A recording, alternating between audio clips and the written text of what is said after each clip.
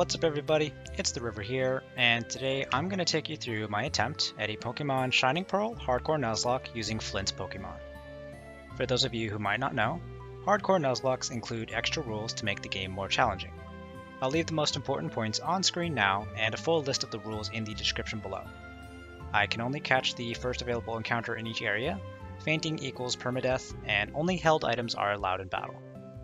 Very importantly, no overleveling past the next gym leader's ace. If you'd like a more in-depth explanation of the rules, check out some of my earlier videos. Anyway, Flint's Pokémon. Who is he and why would I bother centering a challenge around him? Flint is the third member of the Sinnoh Elite Four, and his specialty is Fire-type Pokémon. However, those of you who've played any Sinnoh games know that the Fire-type selection is not the most diverse. In the original Diamond and Pearl games, only the two evolutionary lines of Infernape and Rapidash are available. This was somewhat remedied in the Platinum decks and in the remakes with the Grand Underground, so my original idea for this challenge was actually to try a Fire monotype run, to see if the new Grand Underground editions would make it possible. Through the background research for that challenge, I realized that the Fire-type selection in Shining Pearl was only slightly improved with the additions of Magmar and Houndoom. And interestingly enough, Flint has used these Pokemon in some of his appearances. He's actually used a pretty impressive array of Pokemon in Platinum and the post-National Dex rematches, but in terms of what we have to work with in Shining Pearl, it's just these 7 Pokemon. I won't have access to trade evolutions, so Magmortar will only be a Magmar, and that should rule out Steelix as well, but I'm going to add a caveat, because Flint's non-Fire type Pokemon are all pretty interesting to work with, and I'll explain that caveat when we get to it. So, I'll have 7 evolutionary lines to play with, 4 of which will be Fire types. Fire is pretty versatile with super effective matchups into 4 types while also resisting 6 types.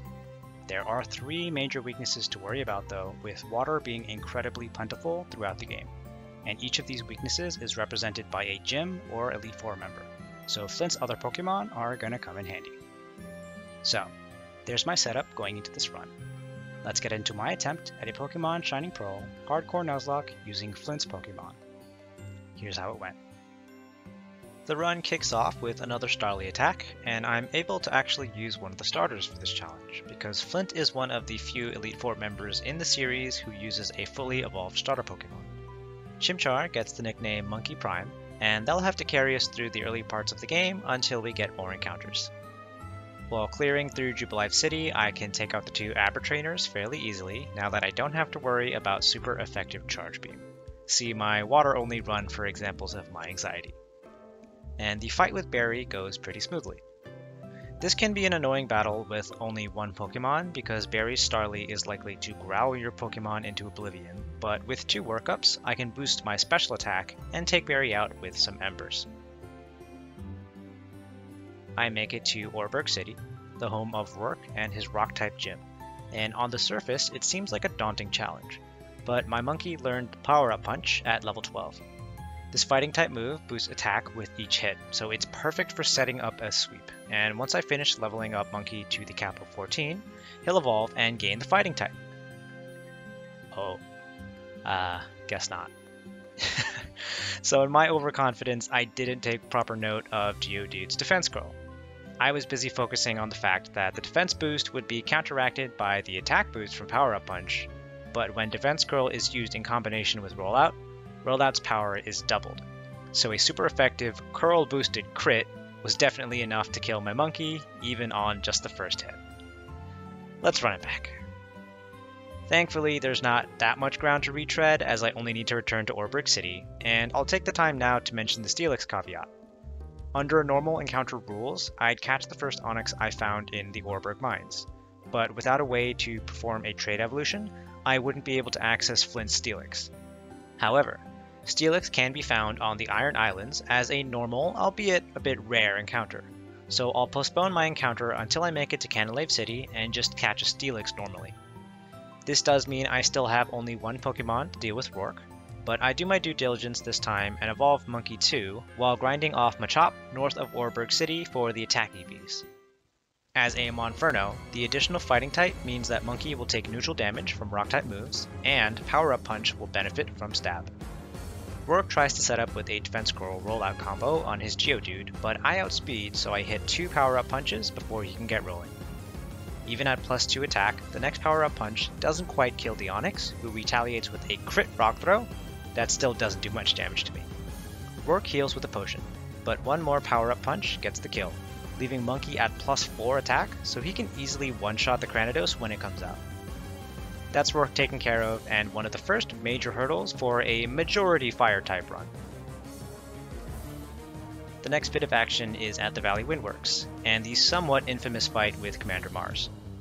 From what I understand, it's not as challenging as the fight in Platinum, and I'm a bit overleveled as I'm preparing for the next gym already.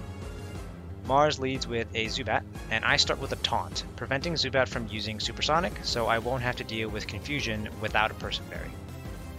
2 Embers can then take out Zubat, who only retaliates with Astonish before being taken out.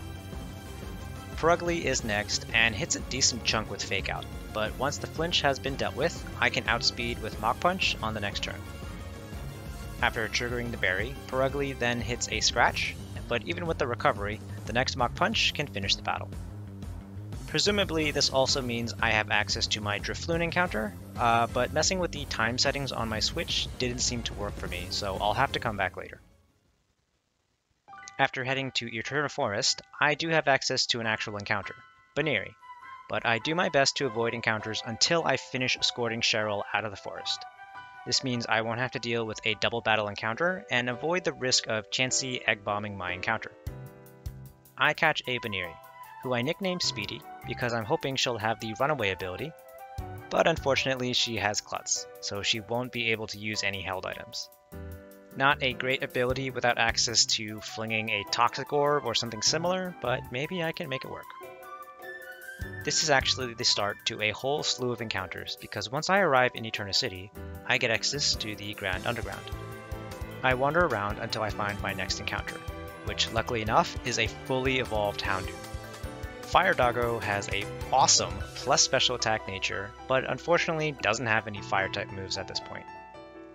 Just east of the city, I also find a Ponyta on Route 211, who I nickname Firehorse. Such imaginative names, I know. A bit of a spoiler, but Ponyta doesn't get much action in this run. The minus speed nature isn't doing him any favors, but in general I think it's just overshadowed by the other fire types on the team. But up next is Gardenia, and with 3 fire types on the team, I don't think the Grass Gym will be much of an issue.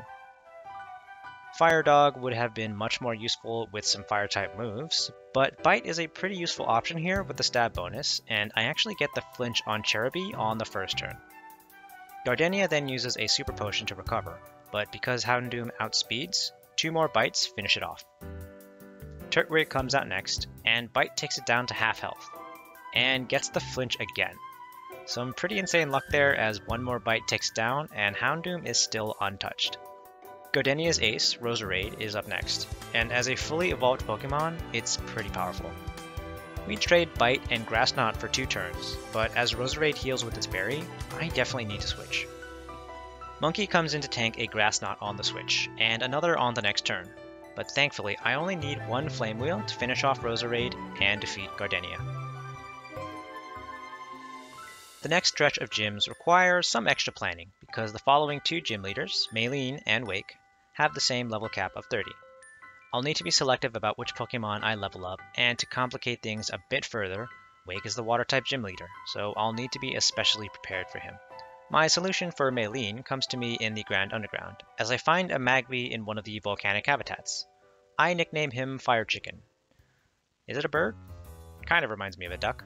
But anyway, evolving right at the level cap of 30, Fire Chicken evolves into a Magmar, reasonably fast and with a hefty special attack stat, and access to Psychic through the TM I bought at the department store in Veilstone City. The Veilstone department store also gives my Pokemon access to Stab Flamethrower, and Magmar can one-shot Maylene's whole team. Stab boosted Flamethrower takes out Meditite, super effective Psychic even takes down Machoke in 1 shot, and Stab boosted super effective Flamethrower takes out her ace Lucario. That was a remarkably easy 3rd gym battle, and I appreciate Magmar way more now. But my Fire Chicken won't be the perfect answer for Wake and his water types, so in preparation for the next gym, I backtrack to the Valley Windworks and catch myself a Drifloon. This hot air balloon is a ghost and flying type. Pretty unique, and it should allow for some interesting strategies. While grinding my V team for Wake, I run around with Veneeri until she's friendly enough to evolve while battling Wake's gym trainers. She's soon accompanied by Hot Air's evolution into a Drifloon at level 28, and while neither of them are inherently grass or electric types, which would have been helpful for the battle with Wake, their TM learn sets are going to carry me through a lot of battles throughout the run. Wake leads with a Gyarados, so I'll have to deal with an Intimidate drop right off the bat. Speedy lives up to her name and hits a Charm on Gyarados first so that the incoming Crunch does very little damage. This also means that I can set up a Substitute on the next turn, and the incoming Brine doesn't destroy it in one shot. I fit in a Workup on the next turn before another Brine takes out the sub, and with another on the next turn, I'm sitting at +2 special attack and +1 attack. Brine takes Speedy down to the yellow, so Brine's power is now doubled. I wasn't sure if this double damage effect would be calculated on the Substitute. Unfortunately it does, so the sub breaks immediately and I wasted a turn. I immediately baton pass the stats over to Fire Dog, which seems kind of insane, but he actually tanks the incoming Brine quite well since Gyarados is more of a physical attacker. Fire Dog outspeeds, and I set up a Sunny Day. This halves the damage of water-type moves, but Wake actually goes for Ice Fang, which is resisted anyways and still affected by the Charm from Speedy. At this point, I have all the setup I needed.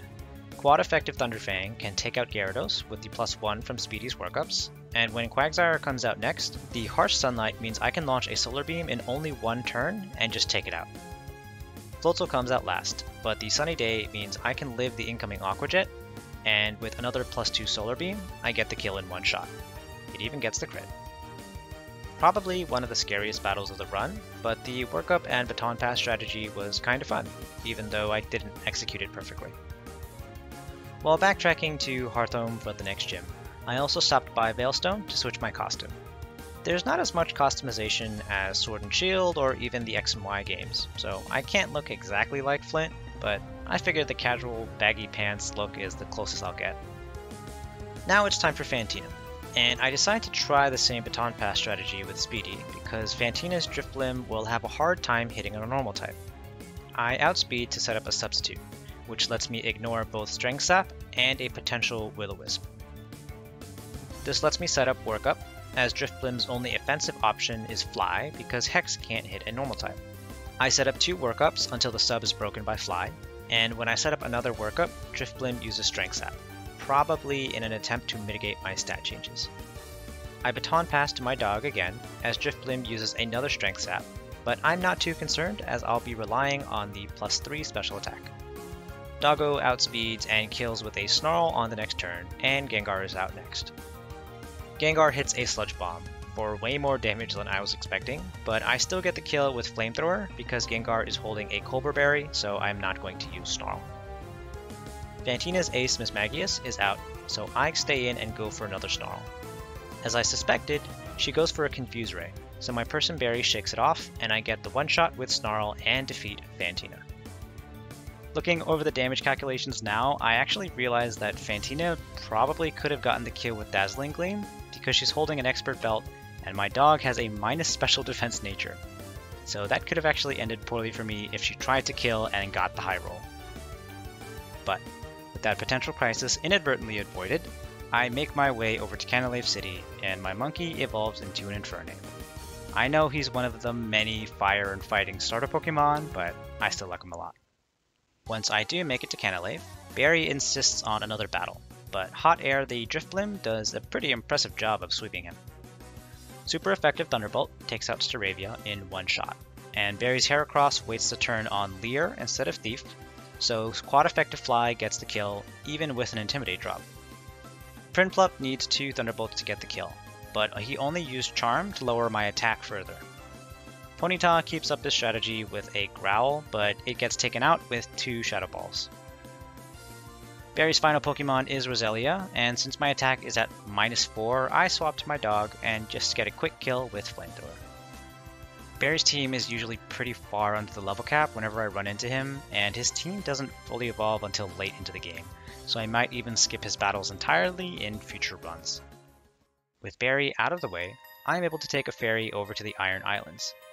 I'll actually be able to find a Steelix on the lower levels, and Forge joins the team. This marks the end of our encounters, as all 7 of Flint's available Pokemon join my team. Forge the Steelix is going to get some action right away, as I lead him into Byron's team of Steel types. I start the battle with a Taunt, so that Bronzor can't set up a Trick Room. This lets me set up a Stealth Rock, as Bronzor hits a pretty weak Flash Cannon. I swap into Chicken on the next turn, who also tanks the incoming Flash Cannon very well, though it does get the special defense drop. Flamethrower is then able to one-shot both Bronzor and the incoming Steelix, who had its sturdy ability cracked by the Stealth Rocks. Bastiodon is last, and is quite special defensively tanky, so I swap back to Forge, who tanks a Stone Edge very well with his massive defense. Bulldoze on the next turn does good damage, and triggers Bastiodon's Berry as he switches to a Flash Cannon.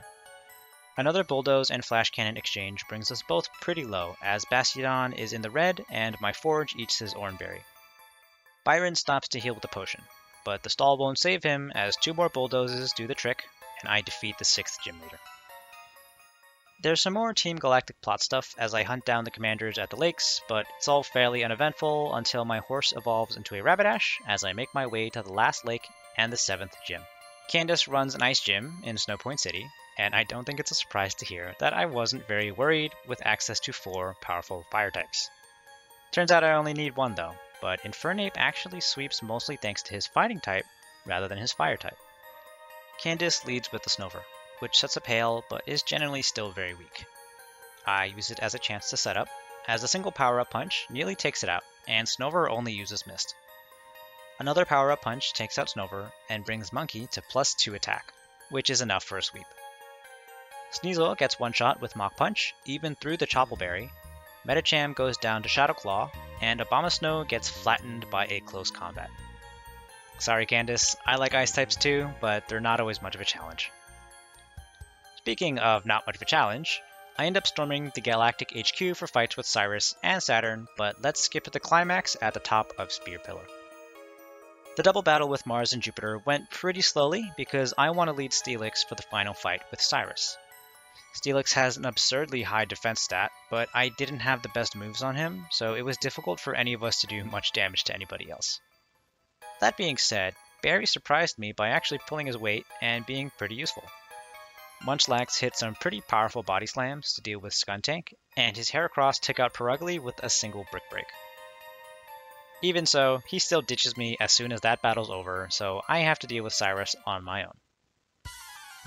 Cyrus's whole team is vulnerable to rock types, so I wanted to exploit that by using Stealth Rocks. Honchkrow seems to always lead with Defog, so I set up a taunt to make sure that I won't be able to clear the stage hazard on any of the next turns. Night Slash hits pretty hard with a crit because of the Super Luck and Scope Lens strat, but I managed to set up the Stealth Rocks. I realized a flaw in my plan on the next turn, as a Rock Slide doesn't do as much damage as I hoped, and with all the critical hits, Forge took more damage than I had anticipated. The taunt even ends after the second Rock Slide, but probably because the AI sees the kill potential, it doesn't reset the stage hazard with Defog as I switch to Houndoom, instead going for another Night Slash. Cyrus then heals with a Super Potion, but Flamethrower is still enough to get the kill, and the Stealth Rocks are intact. I'll need all the help I can get, because out comes Gyarados. I swap into Drifblim, but in an odd twist of events, Waterfall doesn't do as much damage as I was hoping it would. Sounds counterintuitive, but this means that the Berry didn't trigger and Hot Air won't get the speed boost from the Unburden ability. I'm not realizing I probably should have focused my strategy on dealing with Gyarados specifically, because with access to Earthquake, Waterfall, and Ice Fang, it might end up sweeping my whole team. I decide I need a sacrifice, so I swap into my Chicken, who lives the crunch and actually gets the burn with Flame Body. The burn will deal damage over time, but more importantly, it'll have Gyarados' massive attack stat. I swap back to Hot Air, thinking I might be able to tank enough non-stab crunches to kill with Thunderbolt, but on the switch, Gyarados hits a crit Waterfall, so I figure it's not worth the risk. Fire Chicken comes back out to tank a crunch, and naturally gets the defense drop, So on the next turn, I hit a Confuse Ray before Waterfall takes out Magmar, and that's the first death of this attempt. I'm still scrambling for a solution, so I bring out my dog to set up a Sunny Day. This halves the damage from Waterfall, but Gyarados still has access to Earthquake. Thunderfang does good damage, though it's mitigated by the Wakan Berry, and I'm expecting another sack, but my dog is a good boy and survives thanks to the power of friendship. So another Thunderfang on the next turn gets the kill. Weavile is out next, and I definitely need to swap, so I bring out Monkey for round 2 of dealing with Ice types. But Weavile goes for Dig. This prompts me to immediately switch to Hot Air, so the Dig misses. I decide to go for something kinda risky here. So even though Drifblim is low, I use Baton Pass to swap. That way Monkey can switch in without taking any extra damage this turn. Fortunately, I was correct when assuming Weavile would use super effective Stab Flame, but flinging berries does very little damage, so Hot Air tanks the hit and brings out Monkey. Flinging the Chople Berry also means that Weavile is now completely vulnerable to 4 times effective fighting moves, so a priority Mach Punch gets the kill before it can dig again. Last up is Crobat, but his flying type Air Cutter move isn't physical, so Monkey tanks it pretty well and even gets a crit with Flamethrower, bringing it to the red. Cyrus doesn't heal, which kinda surprised me, so another Flamethrower just seals the deal. I think I overcomplicated the battle by trying to jump through hoops to set up Stealth Rocks, and like I said, I should have respected Gyarados more, but I'm glad I got through this battle with only 1 death, rather than my whole team being swept by Waterfalls and Earthquakes. Palkia also seems quite scary, being part Water type, but I just run from the battle, and apparently that's enough to satisfy it, so that's the Galactic stuff taken care of. Just as I arrive in Sunyshore City for the last gym, I run into an imposter who has much better hair than me. He recruits me into his little scheme of challenging his friend, the gym leader, but I'm sure this won't be the last time I see him. The gym leader Volkner seems to have taken a page out of Flint's book, because as the electric gym leader, he's only got 2 electric types. I shouldn't underestimate him though, because his Raichu still outspeeds my Monkey to hit a Surf, so likely he has a speed boosting nature or just better EV distribution. Monkey gets hit into the yellow, but retaliates with a Choice Specs Flamethrower that can one-shot the Raichu. Volkner sends out Ambipom next, so I swap into Forge to tank the incoming Fake Out. Ambipom now has to use Double Hit, as both Thunderbolt and Last Resort would fail, so 2 Earthquakes from Forge takes it out without too much trouble. Octillery is out next, and with the Sniper ability and an Expert Belt, I'm gonna have to be a bit careful. I swap to Speedy, who tanks an Octazooka on the switch, and thankfully there's no accuracy drop. Speedy lands a Thunderbolt for about half health, and Volkner wastes time setting up a Focus Energy, so on the next turn, another Thunderbolt takes out Octillery. Volkner's ace, Luxray, comes out and gets an Intimidate drop on Speedy, but she's getting swapped out for Forge anyway. Iron Tail on the switch gets resisted, but the Crunch on the next turn gets a crit for some more damage. Forge's Earthquake does big damage in return, and triggers Citrus Berry, so on the following turn, 1 more Crunch and Earthquake exchange takes out Luxray, and I've cleared all 8 gym leaders in Sinnoh. But the gym leaders shouldn't have been much of a challenge for a team of Flint's Pokemon anyway, so after stopping by to say hi to Jasmine, I make my way to the Elite Four to see if Flint deserves a higher spot in the league. Oh, and there's another fight with Barry again, but I'm already level 60 by this time, so I just use him to workshop a multiple Baton Pass strategy with Drifblim and Lopunny, but it doesn't end up working as well as I'd hoped after Steelix gets put to sleep after taking out Snorlax. The biggest threat was probably Empoleon, but Monkey just used Close Combat, and the rest of his team really wasn't an issue. So with the team all prepared, I've got my party of 6 ready to take on the Elite Four. I scrapped the multiple Baton Pass strategy and did my best to focus on some of the bigger threats, namely Bertha's ground types and like half of Cynthia's team. But, thankfully, the first Elite Four member on the chopping block is Aaron, and his bug types shouldn't be an issue. Monkey is pretty versatile as both a physical and special attacker, so after giving him the Choice Specs item, he's locked into the first move I choose, but benefits from +1 special attack. Super Effective Flamethrower is able to one-shot all of Aaron's actual bug types, although I do get a surprise when Drapion outspeeds to hit an Earthquake and even lives the Flamethrower. With the knowledge that Drapion outspeeds, I swap to Forge as Aaron uses a full restore, and though the incoming Earthquake is super effective, Forge barely notices it and hits harder with an Earthquake of his own. Drapion even misses his next Earthquake due to friendship, and one more of Forge's Earthquakes takes it out. Aaron surprised me a bit with his Drapion being faster and tankier than I anticipated, but I still won pretty easily. Next up is Bertha, probably the Elite Four member I was the most worried about, as her ground type specialty is super effective into 4 of my team members. I send my dog to face her Quagsire so that I can set up a sunny day. I'm not sure why I assumed she would opt for the Stab Surf, because she goes for the equally effective Stab Earthquake, and is unaffected by the sun. Luckily, my dog is a trooper, surviving the hit with only 5 HP. One turn Solar Beam, boosted by the Wise Glasses item, is then able to one-shot Quagsire, Sudowoodo, and even Wishcash through the Window Berry. The sweep needs to end at Golem, however, because the Sturdy ability is going to prevent the one-shot. I swap into Hot Air to avoid the incoming Earthquake, and once again, in hindsight, Bertha could have very easily opted for the super effective Stone Edge. However, now that I know she'll be primed for Stone Edge, I start switching between Hot Air and Forge to stall out the 5 Stone Edge PP. Forge can easily tank the Stone Edges, some of which even miss because of the imperfect accuracy, and the friendship mechanic. Switching back to Hot Air also helped me avoid the super effective Earthquake. I end up using this switching combo quite a lot for the Elite Four, because Drifblim's Ghost and Flying types give it 3 type immunities, and Steelix's Steel and Ground typing gives it 2. Not to mention its ridiculous defense stat, and a leftovers item which I stole from a Munchlax in the Grand Underground. So, once all of Golem's Stone Edge PP is spent, I stay in with Hot Air and even get a crit on the first Shadow Ball as Golem uses Rock Polish. Bertha stalls with a full restore, but Shadow Ball does about half health in damage, so after tanking a heavy slam on the next turn, one more Shadow Ball finishes Golem. Hippowdon is last, and I'm glad that the AI seems intent on reserving their aces until last, because the Sandstorm it triggers with its ability would have really interrupted my earlier Solar Beam strategy. I swap to Monkey as it resists both Crunch and Ice Fang, and even with a crit, the incoming Crunch doesn't do much damage.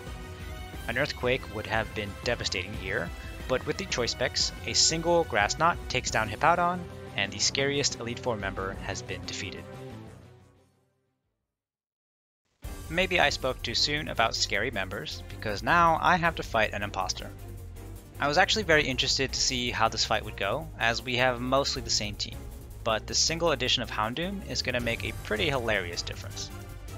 I lead Forge into Flint's Rapidash, and thanks to the Wide Lens item, he actually lands a Hypnosis to put Forge to sleep. Thankfully though, my own Chestoberry item wakes him up, and a single Earthquake gets the kill. Up next is Lopunny, with super effective high jump kick and fire punch, but I've got kind of a cheesy strategy to deal with him. Swapping into Hot Air causes Lopunny to miss high jump kick, taking half of its own health as recoil damage. Hot Air's ghost typing means that it can only respond with Mirror Coat or Fire Punch, so swapping into my dog means that he can absorb the punch with the Flash Fire ability. Houndoom's dark typing also primes Lopunny for super effective high jump kick, so it's right back to Hot Air for some more recoil damage. This normally would take out Lopunny after 2 rotations, but with the leftovers item, he's been slowly healing on each turn. This actually works in my favor, as I can repeat this process indefinitely and prompt Flint to waste 2 of his full restores. I think there was probably a chance to kill a bit earlier using a Flash Fire boosted Flamethrower with my dog, but knowing my luck, Lopunny would have outsped and killed me. Getting impatient is how I lost my Tentacruel to a Mirror Coat in my water-only run, so I just kept playing it safe, and eventually, Lopunny misses a high jump kick for the last time. Flint then sends out Steelix, so I swap into my own Forge to tank a Crunch.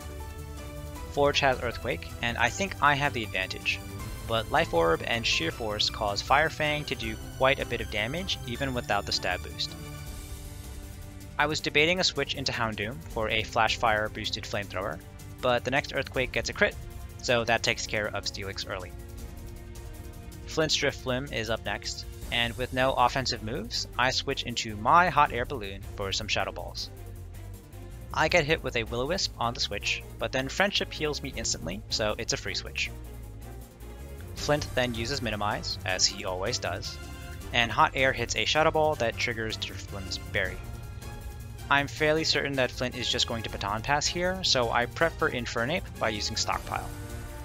I guess correctly, and Flint's Infernape comes out as my defenses go up. Flint hits a Thunder Punch, as I use Shockwave for the short hit, but it doesn't do much damage. The next Thunder Punch brings me into the yellow, but I heal with Strength Sap, which also lowers Infernape's attack by 1 stage. I won't benefit from the Unburden ability and a berry, but Leftovers felt like more value with continuous regeneration here. We trade Thunder Punch and Shockwave for 2 turns, until Infernape gets the paralysis on me. I decide to risk staying in for another Strength Sap, but I miss thanks to Minimize, so now I definitely need to switch. Forge comes out to neutralize the Thunder Punch, and I'm not sure why I assumed this primed him for a Fire Punch, because close combat obviously does more damage. But I swap into Monkey, who thankfully avoids the close combat due to Friendship. Flint outspeeds me to land close combat on the next turn, but Monkey tanks it well thanks to the lowered attack from Strength Sap, and now with lowered defenses, my own close combat finishes it off. This leaves Flint with only Drifblim surviving, but I forgot to swap out Monkey's Choice Specs item, so I need to switch if I actually want to damage it. I send out my horse, thinking that I'm very clever for saving Smart Strike, which can also never miss, but I forget that I'm not the only one who knows how to use Strength Sap, so my horse flails around kinda uselessly for a bit until I just swap to my dog and get the kill with back-to-back Dark Pulses. That's my imposter defeated, as I claim my rightful place as the better Flint, proving once and for all that Flint should really have more than 2 fire types. The last Elite Four member is Lucian, and though Houndoom's Dark typing is going to be really useful here, I still need to deal with his Fairy type Mr. Mime first. I send out Forge, who I've given an Iron Ball to drop his speed even further. Mr. Mime sets up a Light Clay boosted Reflect, as expected, and my Iron Ball boosted Gyro Ball still doesn't do very much damage thanks to Reflect and the Filter ability. Thankfully, Mr. Mime goes on the offensive, using Psychic instead of setting up with Light Screen. This continues on the next turn, so after taking about half of his health in damage, Forge gets the kill with a 3rd Gyro Ball. Lucian then sends out Medicham, who knows High Jump Kick, so it's an immediate switch to Hot Air. I then switch back to Forge, who doesn't get to negate a Thunder Punch, but still tanks an Ice Punch very well. Only one more switch back to Hot Air, and Medicham takes itself out with recoil damage from High Jump Kick. Lucian sends in Giraffe Ridge, so I swap to Forge expecting a Thunderbolt. Funnily enough, Lucian sets up a Trick Room, so Forge can outspeed on the next turn to hit an Earthquake, as Lucian has to waste another turn resetting the Trick Room, and the Reflect turns end. Forge tanks a Psychic on the next turn, and gets a big hit with Earthquake, but not quite enough to finish off Girafarig, so I swap into Dog, who is immune to the Psychic. I've given him the choice specs for this battle, so at this point he's free to use Dark Pulse and sweep the rest of Lucian's team. Alakazam is able to outspeed, but only sets up a nasty plot before getting taken out. Lucian's Ace Bronzong is pretty tanky, but even it can't take a Specs Dark Pulse, so Lucian is defeated, and I managed to take down the Elite Four without too much trouble. But the real challenge is yet to come. Cynthia has always been a powerhouse worth respecting, and that's especially the case in this run, as she has quite a few Pokemon that are massive threats to my team. I lead the fight with my trusty dog, and I'm able to set up with Sunny Day, as the most Spiritomb is able to do is hit a resisted Shadow Ball. Sun Boosted Flamethrower brings Spiritomb to the yellow, and triggers Citrus Berry as it goes for a Dark Pulse this time. I expect to kill with another Flamethrower, but Spiritomb hangs on with a sliver of health and lands a crit with Shadow Ball. Definitely not according to plan. Cynthia stalls with the Full Restore, but I'm actually grateful for this because it gives me a chance to get extra healing from Leftovers. I'm expecting a kill, but Cynthia actually swaps out Spiritomb to my Milotic, so Flamethrower gets resisted and the sunlight fades. I checked a bunch of my damage calculations and decided that it was worth risking to stay in, so I managed to outspeed and set up another Sunny Day. The reduced damage from Sun lets my dog live the incoming Scald with 5 HP, so the run is still alive. I go for a 1-turn Solar Beam, expecting to do enough damage between the Flamethrower from the switch and burn damage from Flame Orb, and I even get a crit, so thankfully I can take care of my Milotic. Gastrodon gets sent out next, but it's even more vulnerable to Solar Beam, so it shares the same fate as my Milotic and is instantly taken down by quad effective Solar Beam. I'm feeling really good as Lucario gets sent out, but he's about to ruin my mood as he actually outspeeds and kills my dog with Aura Sphere. I keep underestimating the natures and EVs for these late game trainers, and I really paid the price this time. Houndoom was really important for the Elite Four and took care of 2 massive threats already, so I'm sad to see him go down to a silly miscalculation. After checking the speed of my remaining Pokemon, I decide to send out Monkey, who still gets outsped, but at the very least tanks the Aura Sphere and gets the return kill with super effective Flamethrower. Spiritomb comes back out, but it's already weakened, and I definitely outspeed, so another Flamethrower gets another quick kill. Following suit, Roserade is out next, and surprises me once again as she actually outspeeds and goes for a Sludge Bomb, but Monkey avoids it thanks to friendship and continues his Flamethrower killing spree. I'm not quite out of the woods yet as Cynthia sends in her terrifying Garchomp. This beast is fast, hits like a truck, and is super effective into more than half of my team. I swap into Hot Air to avoid the Earthquake, and initiate my plan to whittle her down. She leads with a Dragon Claw that does over half health, but it's all according to plan as this triggers my Citrus Berry and activates the Unburden ability, raising my speed. I recover even further by landing Strength Zap, healing to full as I lower Garchomp's attack by 1 stage. I'm now able to outspeed, and on the next turn hit a Shadow Ball for admittedly not much damage, but Garchomp resets her attack to +1 using Swords Dance. Ordinarily, this is cause for concern, and it certainly is, but this also means I won't have diminishing returns from spamming Strength Zap. The recovery of Strength Zap scales off of the attack stat of the enemy Pokemon before the attack drop, so ordinarily this would mean lessening the recovery value each time I use it, but against a Pokemon like Garchomp, who resets its attack with Swords Dance, I can stall for quite a bit of time by staying healthy with Strength Zap and weaving in Shadow Balls when her attack is low. I even benefit from a special defense drop that increases the damage of my Shadow Balls, and before long, Cynthia has to use a full restore. This whole process takes quite a while, and I even got nervous, as my 10 Strength Zap PP got very low. Had I known it would take this long, a PP up would have been useful. But eventually, I seal the deal with one last Shadow Ball, defeating Garchomp and claiming the title of Champion. I even had an extra convoluted strategy where I could fling a Poison Barb at Garchomp with Lopunny to poison it, and then stall out with Protect and Endure, but that could have very easily ended poorly after a single full restore, so I'm glad it remained as my last resort option. This was quite the challenge, and I had so much fun. I was kind of prepared to wipe to Cynthia, considering Milotic, Gastrodon, and Garchomp were all powerful enough to sweep my team if I misplayed even a little bit. This run also feels like confirmation that Flint should just remain as an Elite Four member. One of the MVPs for this challenge was my Houndoom, and he doesn't even use that until rematches. The little dog was so powerful, and the Sunny Day Solar Beam strategy saved me on many different occasions. It really feels like the only way to deal with a lot of powerful water and ground type trainers, and I think if I were to actually try a proper fire type only run, I'd need to spam even more. For anyone brave enough to try that, I salute you. Houndoom and Magmar are surprisingly versatile, but you'll probably need to spend a lot more time in the Grand Underground. A Heat Rock for extended Sunny Day duration could be important, and even a lot of red shards to exchange for more Sunny Day TMs might be crucial as well. I was kinda locked into Houndoom as my Sunny Day user, so if he had died earlier in the run, I would have needed to farm shards. It feels pretty fitting that the survivors of this run are Flint's actual team from Diamond and Pearl. Infernape is already amazing, I don't think I need to convince anyone of that, but I am kinda sad that Rapidash got so overshadowed by the other fire types. Maybe I don't know the best way to capitalize on their strengths, but it just felt like my other options were better suited for any of the tasks at hand. If anyone knows any cool tricks or strategies I could have been using with it, please let me know. I'm still very fond of Rapidash after the original anime. Lopunny didn't get much screen time in the Elite Four, but having a fast normal type was actually incredibly useful throughout the run, having easy access to Thunderbolt, Grass Knot, and Ice Beam. I was hoping to do something cheesy with the Klutz ability like flinging an Iron Ball or something, but again, I didn't need to rely on it.